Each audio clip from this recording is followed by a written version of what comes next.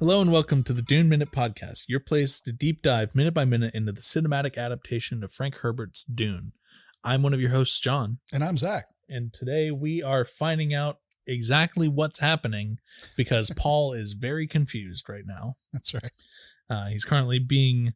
given a physical, basically. Yeah, I guess that's Space the best physical. way. a space touch the side of your head and know what's going on with everything in your body physical. UA's doing a cold read on him. Dr. UA Lewis in the news. UA Lewis in the news. So we see that Dr. UA is not only fluent in what I would assume is translated Gallic.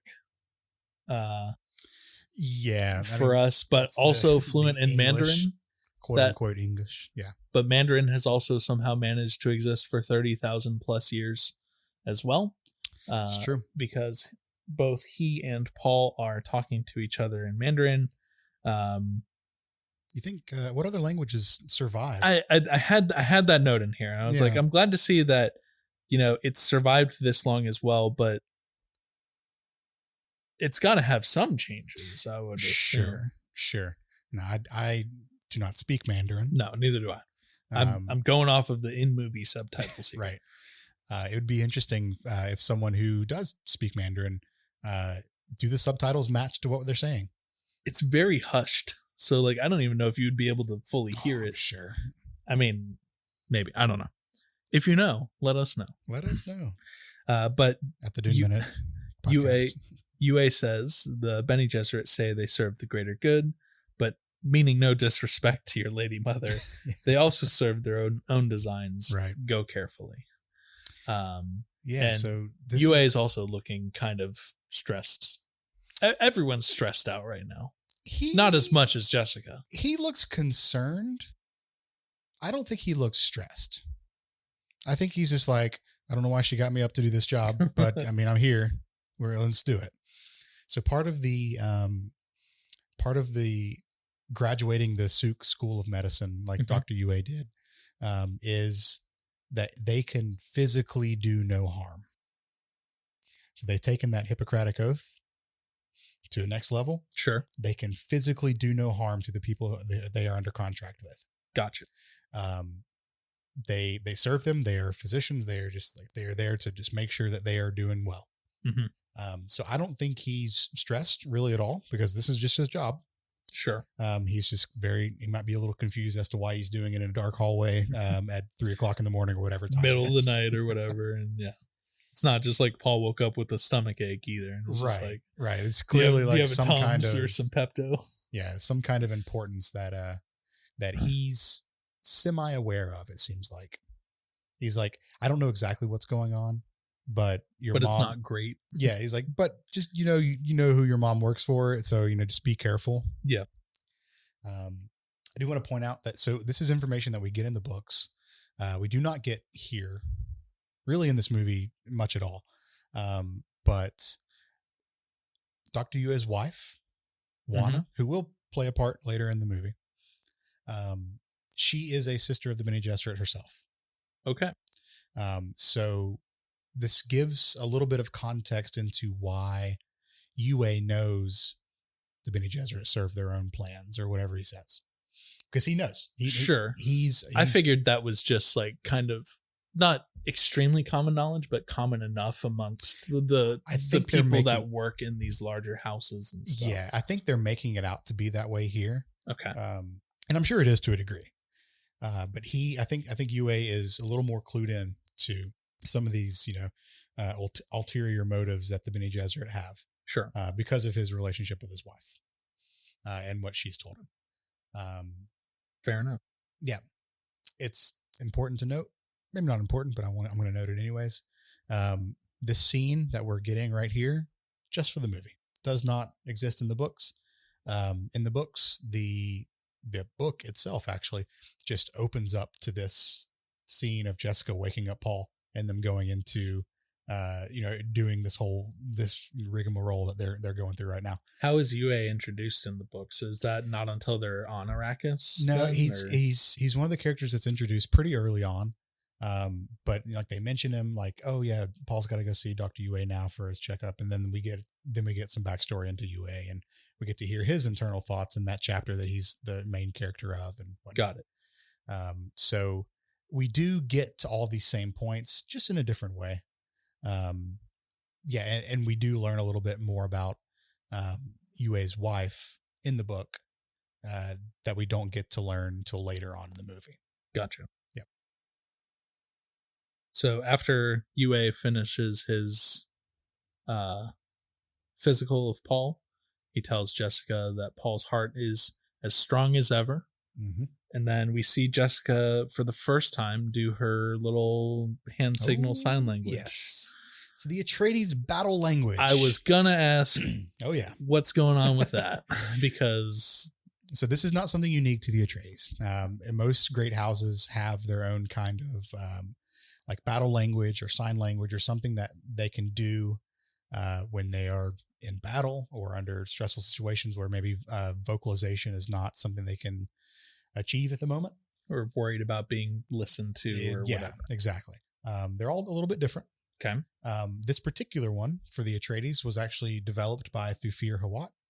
That's part of what he does as a Mentat, is he developed this language that they all use. We love Thufir. We love Thufir. We'll see this again.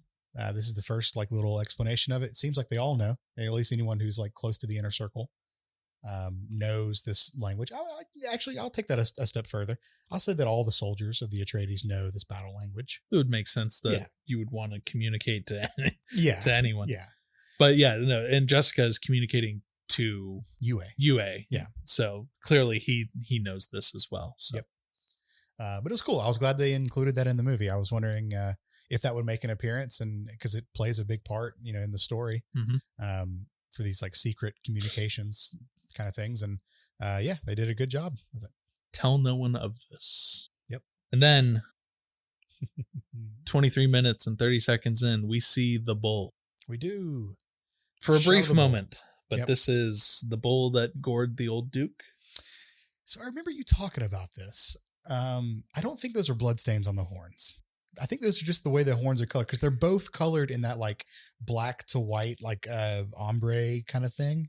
Look, I was just going off of what was in the entry in the wiki at that point. Fair enough. But I made a point. But wikis are, user editable, so I'm not taking it as gospel or anything. But. Well, I made it like when we saw the bull's head again right now, I made it a point to look at both of them. I'm like, surely he wouldn't have gored him twice. Could be. Who knows? But yes, we get the bull hanging over the hallway in a very ominous manner. Yes. I'm sure it looks better in the daylight.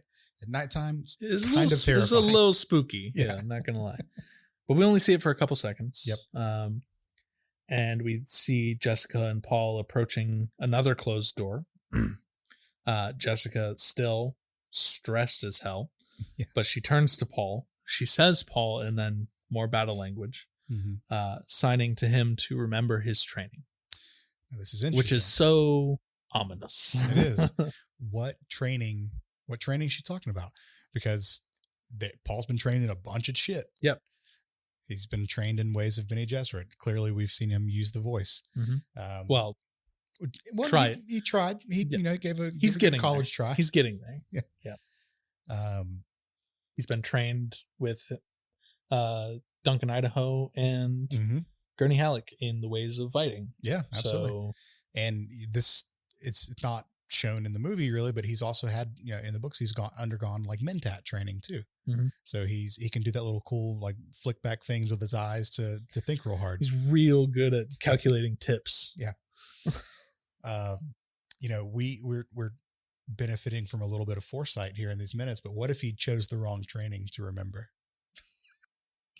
Anyways, we'll leave it on that. Yep. She should have been specific. That's all I'm saying. Is Jessica, you're doing a sign language thing. You can spare one more word. I don't know. Time's money. I think one more word would have been just fine. So be specific. Yeah. And let him know exactly what training to remember. We see the door open and we see the inside of what appears to be a library. Yep. Or at least some kind of study. There's a lot of books on shelves. Sure. And we see one person sitting in the middle of the room, a veiled person who we know is Gaius Helen Moheim, because Moreheim. Give me Moreheim. Gaius Helen Moheim. Because Jessica's already told us about her. Yep. And that is where our minute ends. That's it. I swear, man, a spooky minute. This movie, and it's happened so many times where I'm starting to think it's intentional now. At the beginning of every minute and the end of every minute, except for maybe one, has been a kind of a clean cut in between dialogue lines. It might be in the middle of a scene, but it's at least a clean cut of dialogue lines. I think the only one that we've had was when Rabin was fucking yelling and take it, and then that's it. But like, they're doing it. They're making our jobs a little bit easier, honestly. I'm not complaining. I'm going to knock on wood and hope that continues. But that's where the minute ends. And that is where my notes end. Anything else on this minute?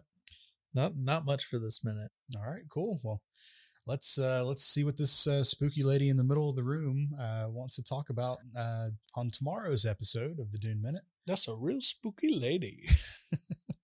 And if you want to reach out to us, we are on Instagram as at the Dune Minute.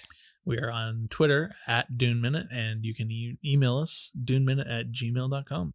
All right, cool. We'll see you tomorrow. Awesome. See you. Bye.